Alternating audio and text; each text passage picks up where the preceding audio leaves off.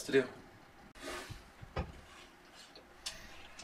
Alright, so we're going to go ahead and turn on the upper portion of our body. And we're going to see how everything plays. Feels pretty good. Now, in CG, when we tilt the hips back and forth, we're doing something that in real life I can't do without also affecting the rest of the spine. So for example, if I were to actually rotate my hips this way, you can see we have it tilted that way, this spine would have to kind of follow, and then these other two would compensate by doing this. So to get a more realistic movement, we're going to actually do that for our spine. So I'm going to jump into back view, and I know these are my extremes for my tilt hip, right? If you're ever not sure, just kind of look at your graph editor and be like, where's my extremes for my rotate Z? There it is, here and there. So now I'm going to go ahead and say, alright, well, here's my, I'm going to rotate the hip to kind of align it with the hips, and grab these next two. I'm going to rotate them back to neutral so that I'm looking at the head, just kind of keeping it right there back, close to center. And that should be pretty good. So there's a keyframe there for those spine controls. Alright, auto key turned on. Let's go to the other opposite side. And now we will reverse that. Set the lower, bring the uppers until the head is neutral. On this head, I like to take the horn down to 0. I'm going to break that connection so that it doesn't get reset on each keyframe.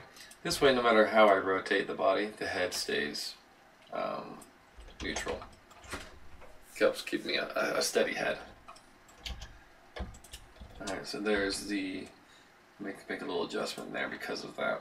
And I'll come back into frame 7 and maybe let's make a slight adjustment there. Get that head. So let's look at our front view. Let's just go back to back view. I need to grab all these spine controls now. And now for these in-betweens, we know where the hips, we look at rotate Z, is never quite at 0, right? So we just need to kind of make sure our spine controls are following in suit. So I'll just go ahead and just eyeball these for frame number 1, for example. And let's go ahead and grab that. And I'll tilt the spine this way. And rotate Z. And then bend it there, back. Okay, now frame 1 needs to be the frame is frame 25. So let's go ahead and copy. So that was on a contact pose. Let's go to the other contact pose here, frame 13. And let's check that spine. So we'll go over, and then grab these two, and bring them on back. And now let's check out the, so those are set. So the rest of these, now that I have the keyframe there and there, I'm going to go ahead and do some in-betweening with the tween machine. I know frame 4, so those frames there, 50%, and we can do 50% there. So hopefully Maya does a pretty good job, and we can make some adjustments where we need to. So I know on the rotate Z's, there's going to be a big jump between frame 1 and frame 3. So I don't know if this is going to reflect that same jump. So it's not, so I probably need to favor my rotate Z's, for example.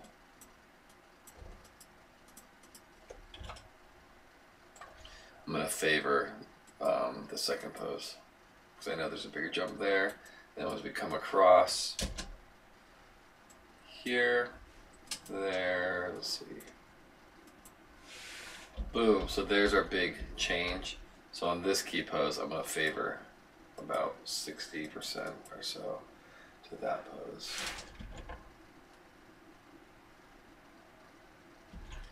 Make sure frame 1 matches there. That feels a little too much, you know, the head starts to cross over, so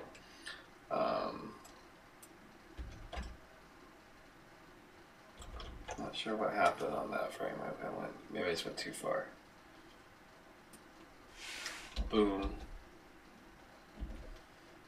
This shouldn't be there, that should be.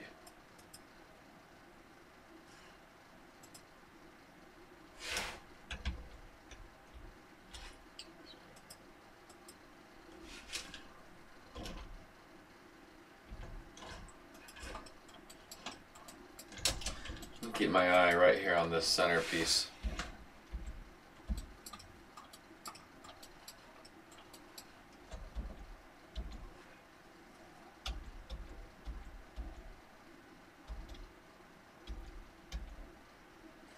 I think I went a little too far. There we go.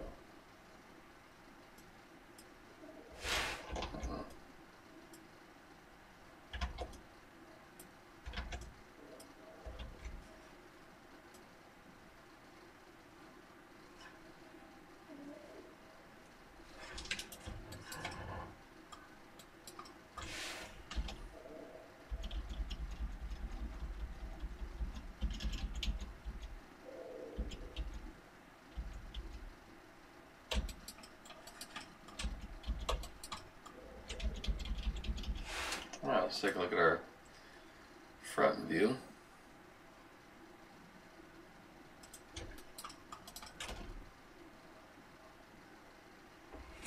And now you kind of see that left to right sort of sway. The head we're trying to keep as neutral as possible while we kind of move this back and forth left. Now one thing I often will sometimes do is I'll take these rotate curves. I need to make sure first of all I don't have any rotations other than my Z's, which I don't. That's good. I'll take these rotate Z's and I'll click on normalize view, and it just kind of puts everything right down the middle for me. So that's a nice thing to see. And then all I can do is I can actually, because of that, because I have them normalized, I can scale up the action. And what you should see, let's go to my back view so I can really take a look at that, is I can kind of enhance the actual curvature of each one of these. So 1, 2, 3. Looks like these two, those are two are exactly the same curves, so that would be expected. So let's see if I can find a spot to actually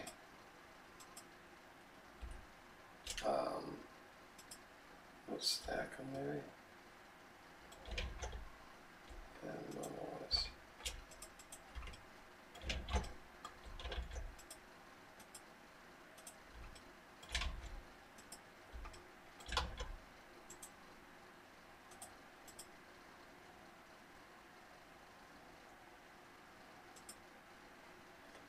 There we go. Alright. So let's just go ahead and intensify or really exaggerate what these curves are doing and kind of see. Although I can't really do that without the other ones, can I? I need to get all of them.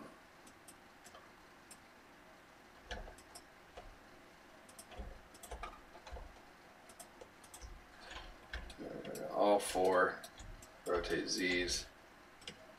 Let's just really push in. But usually if I find the right scaling point, I can exaggerate all the curves and the head stays pretty neutral. See how that is? So now I can really see. Alright, yeah, there's some moments where my spines are not greatly lined up. So, boom. And let's bring these back that way. 1, 2, 3, and then this spine needs to kind of come this way. 2, 3, 4.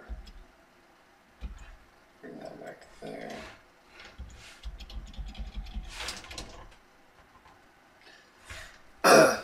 That is some serious attitude, right? Because it's working at this more extreme level, my thought is, okay, now I can just reduce it, and I should have some really behaved curves.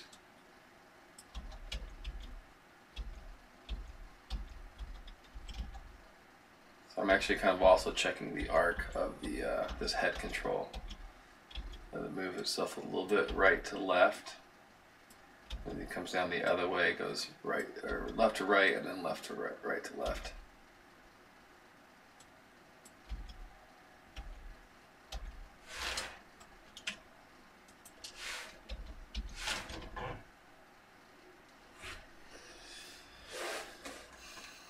Cool, so now I should be able to take these, all these curves, once again, just on the rotate Z's, and we will bring them back down. And just find a keyframe, and as you bring it down, make sure the head stays pretty neutral. Yeah, it's staying pretty neutral there. It's not going too far from where it is.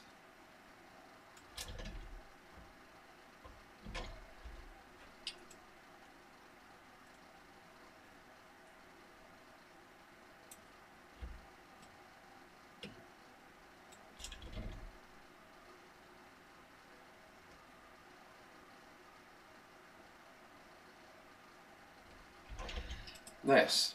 I'm going to reduce my translate X on. Turn off my normalized curve display. Now I get actual values.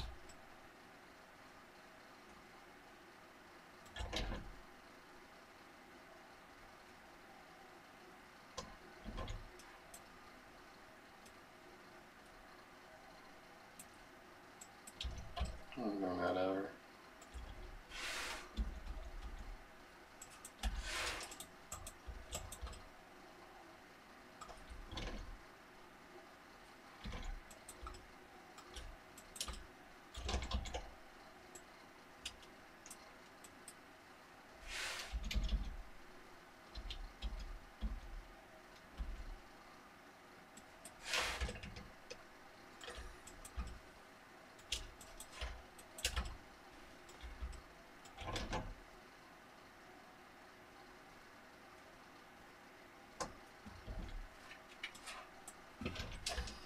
Increase the right to left. Let's go to the front view.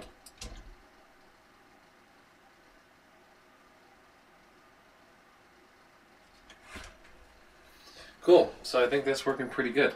Let's turn on our upper body and we'll do the arms. So I should be able to go here. I'm just going to start with the rotation of the shoulders. So we know this is our reach out. So that's going to be, that arm comes out here. I might do these both at the same time. So just kind of go, that's my maximum forward swing. There's my maximum backward swing.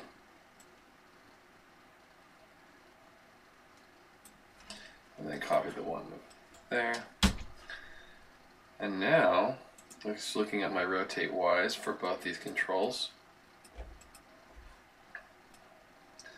I can start to favor, hey, let's put this one about 50%. Use my tween machine while I'm keeping an eye on my graph editor at the same time. And this one can be a 50%er there. Tools, special tick color.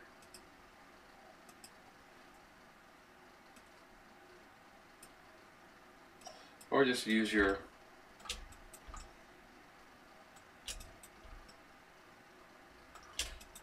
graph editor and click and drag. That works too.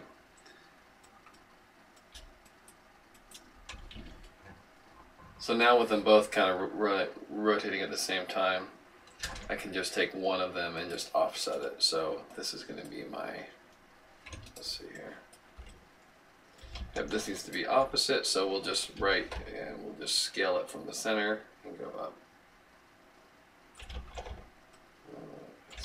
Where is center? There's, that's about center.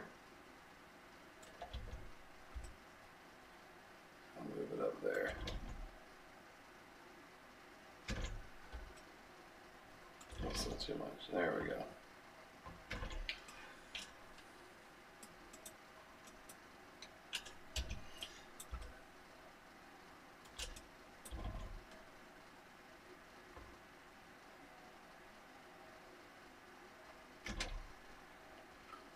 And I start working on the spacing for each of these rotations. Kind of let it speed up and slow down, ease in and ease out of those swings. Once those are working, now we can start to work on the rotations, sort of the secondary overlap and follow through. So I'm just going to bring that one down. I think let's just go straight. You can straighten out a little bit as we come forward. Let's see how that looks. Good, so we have a little bit of overlap on that hand, and now we can go to do the same thing here.